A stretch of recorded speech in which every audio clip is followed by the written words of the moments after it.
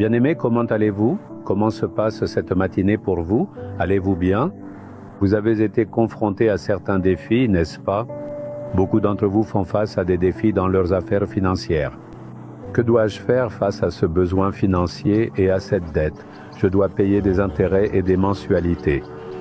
Combien de temps dois-je rester dans cette dette et cette crise financière? Il n'y a aucune prospérité dans ma vie. Votre cœur est-il accablé par une telle agonie? D'un côté, les riches continuent de s'enrichir.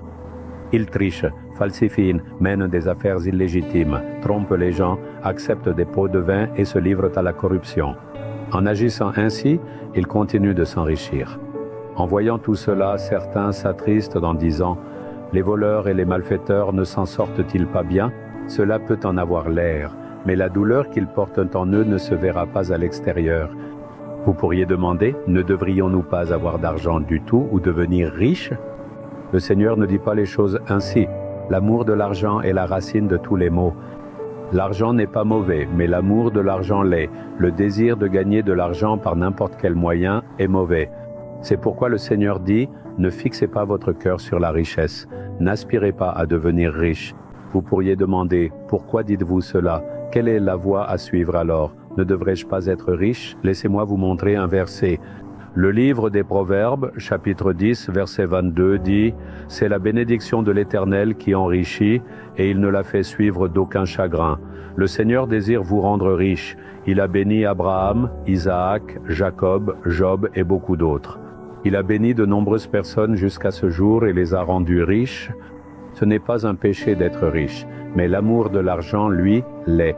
Faire de mauvaises choses jour et nuit avec l'intention de devenir riche par n'importe quel moyen est un péché.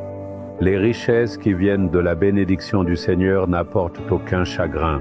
Elles seront pour nous joie, paix et délices. Même Satan peut donner des richesses aux gens. Êtes-vous surpris par cela? Satan est le prince de ce monde, n'est-ce pas? Il détient tout ce que le monde valorise, l'argent, la fierté, la position et la célébrité, et il peut tout donner. C'est pourquoi beaucoup pensent que Dieu est de leur côté lorsqu'ils deviennent riches et célèbres. Non. Satan, étant de leur côté, leur donne de l'argent et de la célébrité, les trompe et les asservit au péché. Pourtant, au fond d'eux-mêmes, ils ne trouvent ni repos, ni paix, ni espoir de vie. Ils vivront simplement une vie de découragement. Ils peuvent parler avec courage à l'extérieur, mais en réalité ce n'est pas le cas. Au plus profond de leur cœur, ils porteront un chagrin, une douleur, une perte ou une lacune. Mais quand le Seigneur nous bénit et nous enrichit, quand il nous donne une maison et du confort, il y aura de la paix. C'est la bénédiction du Seigneur. C'est une bénédiction obtenue de la bonne manière. La bénédiction du Seigneur vient de la bonne manière. La bénédiction du Seigneur ne viendra jamais de manière illégitime. Lorsque vous recevez la bénédiction du Seigneur, vous recevez des richesses qui vous permettent de vivre sans manque. Vous aurez une vie satisfaisante. C'est cela la vraie bénédiction. Voulez-vous de l'argent ou la bénédiction du Seigneur? Voulez-vous des richesses ou la bénédiction du Seigneur? Demandez au Seigneur de vous donner sa bénédiction. Quand il vous bénit, il y aura de la bénédiction dans vos revenus, il y aura de la bénédiction dans vos affaires, il y aura de la bénédiction dans le travail de vos mains et vous obtiendrez une promotion dans votre travail. Cette bénédiction sera pleine de joie, de paix et de repos. Vous aurez la satisfaction de savoir que le Seigneur est avec vous et qu'il vous bénit. Mais dans votre désir d'être riche, vous prenez des raccourcis, vous travaillez dur jour et nuit et vous négligez de lire la Bible, de prier et de chercher le Seigneur. Vous comptez sur votre propre force, votre travail acharné, vos amis et bien d'autres choses. Pourtant, un jour, cela vous couvrira de honte devant le monde. En Inde, ceux qui ont détourné des milliers de crores d'argent des impôts se sont enrichis, puis ont fui à l'étranger dans le déshonneur. Leurs vies sont si déshonorantes que même les gens ordinaires les traitent de voleurs. En apparence, ils peuvent faire bonne figure, mais la vérité est bien différente.